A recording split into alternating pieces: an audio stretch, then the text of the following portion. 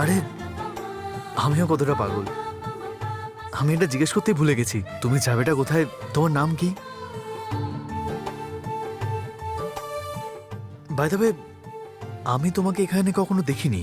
তুমি নতুন, তাই না? হ্যাঁ, আমি রাউরকেল্লা থেকে এসেছি। এখানে আমি মাসির বাড়িতে এসেছি। ওরই ঠিকানা জিজ্ঞাসা করতে করতে এখানে এসে পৌঁছেছি। যদি কিছু মনে না করো তাহলে কিছু জিজ্ঞেস করবো?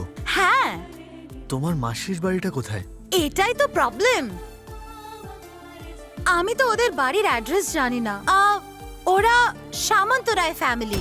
ওনার নাম অলকা সামন্তরায়।